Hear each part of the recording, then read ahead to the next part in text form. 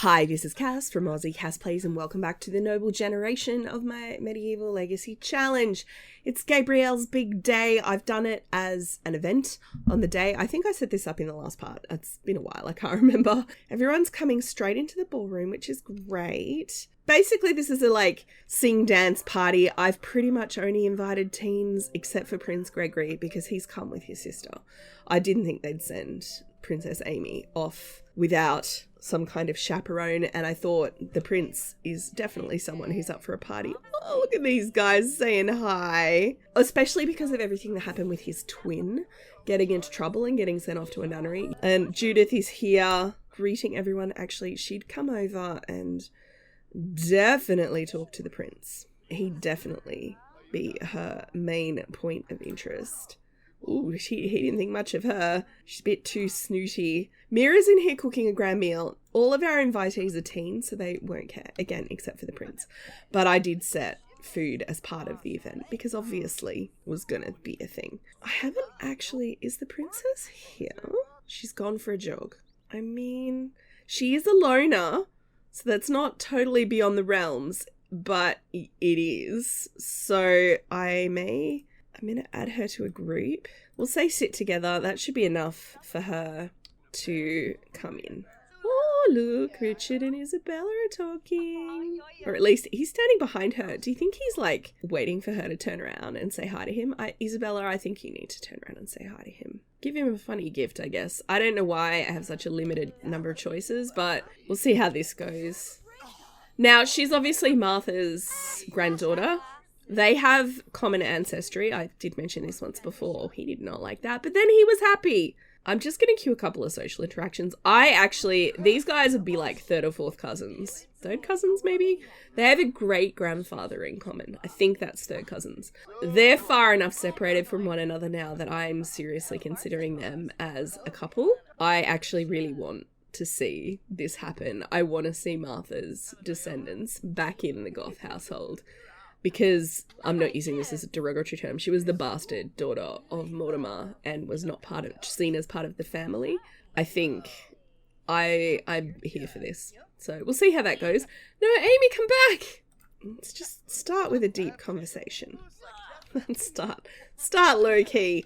All right, I've tried to cue some dancing. I'm hoping that the guys will actually get into it, which would be super cute.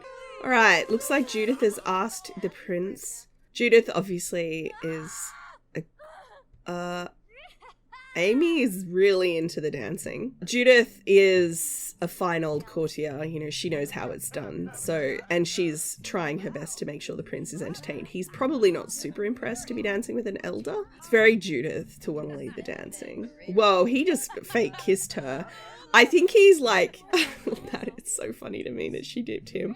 I think he's probably flirting with her to make a good impression, especially because he's probably been sent. Whoa, you guys did not get romance from that. Ew.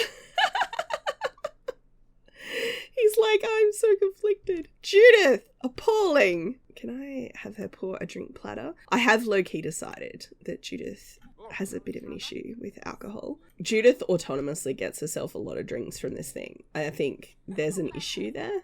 Everyone's having a good old chat. Gabriel, please ask the princess to dance. Everybody wants this to happen. He's like, would you dance with me? Okay, how cute are these guys? I love them. Because Judith wants this marriage to happen, and because the Water State, at least on the surface of things, is very well off, the royal family do not realise we're in this kind of a financial situation. So all of the adults in the room want this relationship to happen. Gabriel and Amy probably feel quite awkward about the whole thing. What, you're leaving? Oh, that's because I just invited them over. No, please don't leave. Please don't leave. Oh, Olive's just shown up. I didn't actually invite Olive, but okay, cool. I expect the prince is making sure Gabriel's being super respectful. He seems to be approving. The reason they're all getting that little thought bubble above their heads about the music is because I've set pretty much every sim in this save to classical and Baroque music. Currently Baroque is playing, so... Oh, we're doing a toast. You're doing a friendly introduction to Olive? That's great, Judith. Look at you. Schmoozing. No, you really shouldn't. I might actually form a club gathering and invite everyone here, just so they stick around a bit longer. I realised when I was setting this up, the one sim that I had actually invited to turn up and I hadn't seen was this guy. I assume he was outside somewhere. She actually has a fear, you guys may have noticed. She's got a fear of death.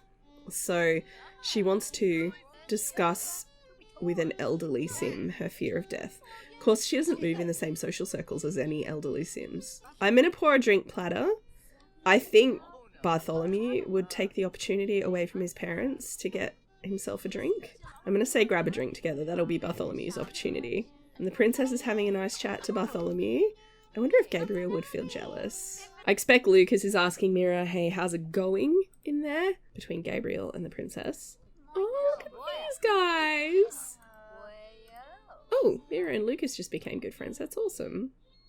So he's complimenting her appearance and she's saying thank you. I expect she's very blushy because she's like, all of them know that this is a prospective kind of, I was going to say love match, but not that, because the royal family and Judith don't care about love match. They care about suitability match. They kind of know that. I think Gabriel's smitten. They're all getting responsibility. What's that all about? What did they get that for? Oh, he needs to come and socialise with some of the guests. Cool. I'm going to ignore that. Downsides of a butler, I guess. He's like, there's stuff on the ground. All right. How about instead of you doing that in here, you go away? Oh, he feels embarrassed.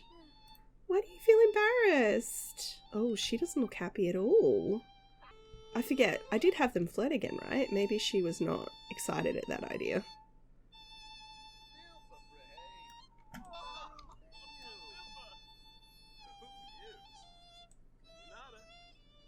Ask about her day. So, I hope you really enjoyed this. She's feeling very energized. They do have a tiny bit of romance.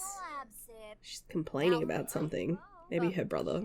I'm choosing to imagine that the prince is actually still here. He's probably gone off to talk to Lord Lucas about, important matters of state kind of thing. I'm actually going to add him to our family because he's staying overnight. Alright, so I'm going to end this club gathering. In theory, I think Bartholomew, it's done that thing. It did this to me the last episode I recorded as well when I was trying to add Kano and Via, where Sims were added to the household and then I couldn't control them. Like, they didn't appear down here until I reloaded the house. Alright, these guys are like, I don't want to leave. Okay, she's leaving. Isabella, darling, I love you, but you need to go too. Bartholomew's teasing him. He's like, so what's going on with you and the princess? And he's like, Gabriel's like, discussions are underway. It's possible that we may end up being betrothed. And Judith's like, yes, I'll make sure it happens. Bartholomew would be like, well, is that what you want? Gabriel and Judith would be very dismissive of that question. It's like, that's irrelevant, young man. I think Judith, this is her first real encounter with Bartholomew as a teen. In fact, I don't think she's ever even met Bartholomew before. So she'd be like, probably counting her blessings that Gabriel is the heir. Because Gabriel seems more compliant than Bartholomew, which, that's true. You're right there, Boston. He's getting himself a drink. I think Bartholomew would be like, yeah, Bartholomew, I thought he would be. He's like, hi, pleased to meet you. Doesn't matter that he's the help. Bartholomew, it's not like he's had really to do a lot in the way of chores. Did a bit in the garden and helped his mum out a bit. That's mainly still, even in this family, that's women's work. So, yeah. He's chatting to the help. Judith's come in and is like, what is going on here? I'm actually going to have her give him a task just to send him away. Butler, assign task. Clean a dirty object. It's like, isn't there some cleaning to do? Bartholomew is like, whoa. Wow, rude. So most of the family's gone to bed and Mira thought Penelope left, but Penelope has not. So I'm going to have Penelope attempt to enter the house. Now, the one thing Mira doesn't know is that sometimes vampires can be immune to garlic. And Penelope has actually developed that immunity because she was turned by Vlad, who is the original vampire. She got a big kick of power. Oh, what are we doing here? We're using our powers on the door. She wants to go chat to Judith. Well, I think that's an excellent idea. She's like, gonna give her a compliment, and Judith's like, oh, are you a friend of Gabriel's? And Penelope's like, yes, of course.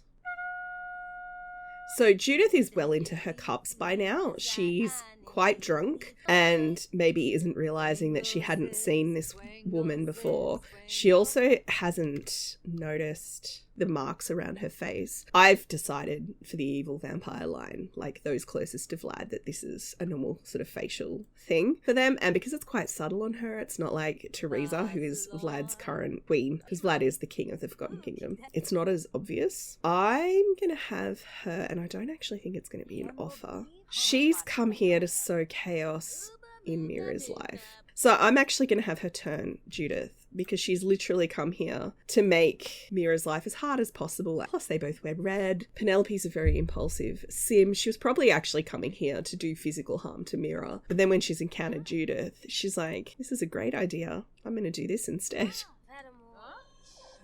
So she's not offering to turn, she's just doing it. Now, obviously, from Judith's point of view, this is great. She doesn't want to die. She's got a fear of death. She wasn't given the choice, but if she had been given the choice, she may well have said yes. I don't think Judith is... She's not religious. So all of the beliefs around, vampires being evil and... I mean, they're enemies of the kingdom. Sure, yes, that is a thing. It's like, hey, too much! Judith's like... what have you done to me? I'm so tired. And Penelope, she's going for Bartholomew. I don't know how I feel about that. He actually has noticed something here. She is a bit hungry, so I'm going to have her compel him for a small drink. So yeah, he's confronting her and he's like, he's heard about vampires. His dad has talked about them and them being evil ad nauseum. So he knows what they are. So she's feeding on him, and then I'm going to have her head off. She's using a lot of powers here, so she wants to talk with her friends. Because the thing is, she's still connected to the occult, even though she's a vampire. He's like, I don't understand. Judith's passed out in the ballroom. Oh no, see, I said you were going to leave, and now you've come in here to talk to Mira. I guess will rob me that Mira's like, what are you doing? What are you doing here? I'm actually going to have her ask what Mira's problem is. I did say I was having her come here to fight, but I don't actually have fight as an option. Oh, she wants to flirt with herself? I didn't know that was a thing that you could do. So Mira's like, what are you doing here? Because Mira thought the garlic would actually keep vampires out of the house. That's where she's getting mocked by her sister, who's like, you're an idiot, you don't know anything. Now, I'm having all kinds of lag. I'm actually, I've lost 2 hours in simulation lag. So I'm actually going to have Penelope head home. So we're back in the household. Mira is rereading the Holy Book to try and find out what she did wrong. She's looking for clues on the whole garlic situation to try and, how else can I keep a vampire out of my house? Judith is taking herself off to bed. She feels great. She's also feeling a bit hungry. Doesn't really know why. Lucas has no clue anything's going on, so I've just got him going to have himself a bath because I think, does he have work today? No, he actually doesn't have work. Gabriel's going out to garden before school. Poor Bartholomew, for some reason, is eating outside. I'm going to have him take the day off. He obviously knows what happened. He would probably want to stay here longer. I want him to go and talk to Mira, but he wouldn't be able to go into her room because it's actually locked. I'm going to have him nap because he feels terrible. He's going to go nap on his brother's bed. But yes, I'm going to leave this part here. I'd love to hear what you guys think. Obviously, in the next part, I think she's got like 3 days. It doesn't actually say. Disgusted by food in question mark. Penelope's going home. In fact, she's back at home or on her way. She's probably actually holed up for the day in the neighborhood. She might have found like an inn with a basement she's staying in. If Mira knew more about that kind of thing, there's a chance they could have caught her during the day today, but she doesn't. She could have like turned out the knighthood and stuff, but she also doesn't know. She knows Bartholomew's sick. She might suspect Penelope did it. She hasn't spoken to him yet. Judith went straight to bed. So she actually doesn't know Penelope attacked anyone. She just thinks Penelope came in to yell at her again. So she doesn't know how serious that was. So she probably wouldn't think to go to the knighthood. She's probably trying to protect her family's name and also her own position selfishly, because if Lucas knew that she was attracting vampiric attention, there's a chance he could turn her out. I don't think he would, but Mira has to consider that. So anyway, like I said, I'm going to leave this part here.